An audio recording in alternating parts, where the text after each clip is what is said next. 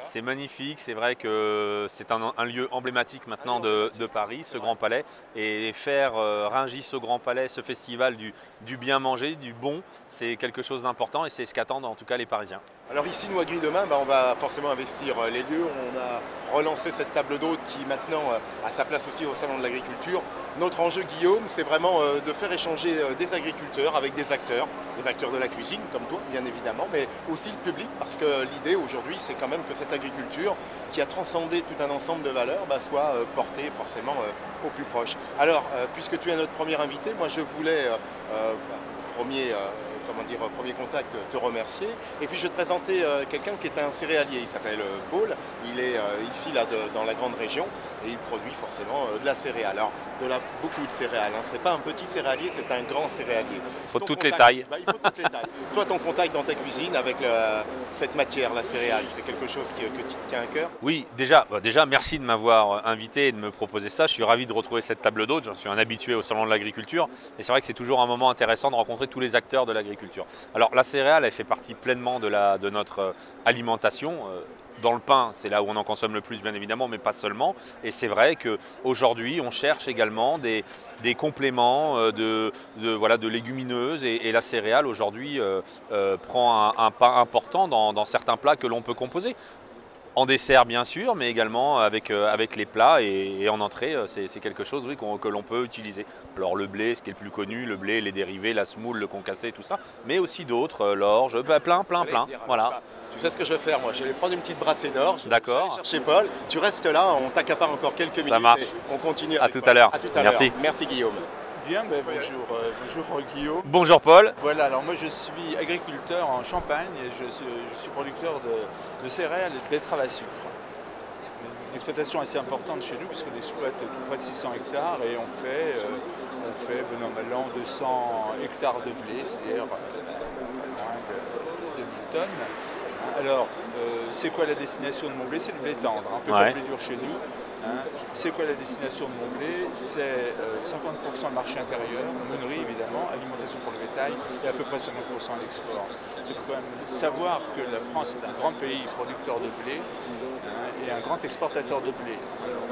On exporte bon an, mal an autour de 30 millions de tonnes de blé vers le grand export, surtout le bassin méditerranéen, Égypte, Algérie, etc. Mais on produit aussi du blé pour la meunerie et on a aujourd'hui des cahiers des charges avec certains meuniers qui nous demandent de faire des blés bien spécifiques pour faire une farine bien spécifique pour avoir des pains différents, tout simplement.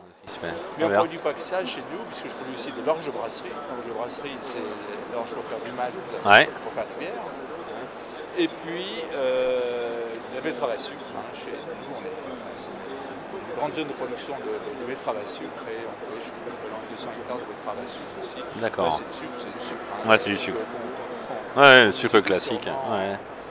Qu'on utilise partout. À l'Élysée. Et parallèlement à ça, sur l'exploitation, c'est assez atypique de la région, puisque notre région n'est pas une région d'élevage. On a un bâtiment d'engraissement de bovins. D'accord. On engraisse le charolais. Avec des sous-produits de notre exploitation, les sous-produits des céréales, les sous-produits de la betterave à sucre, c'est la pulpe de betterave qui est la base de la ration de nos bêtes. D'accord. Et après, ces bêtes, ces bêtes elles restent chez vous combien de temps? Elles restent chez nous 9 mois environ. D'accord, c'est un engraissement long. Ce qu'on appelle des broutards, des animaux de 6-8 mois qu'on achète dans les régions d'élevage. Et le reste chez nous 6 mois, environ 6-8 mois, enfin 8, 9, 10 mois plutôt. Et ensuite, c'est pour le marché français, destination du marché français, c'est le bœuf. Et puis, alors c'est 50% environ marché français, 50% l'export aussi. Alors l'export, c'est pas le grand export, c'est l'Europe du Sud, c'est l'Espagne, c'est l'Italie. La Turquie aussi quand même. Voilà, très bien. Rapidement dit.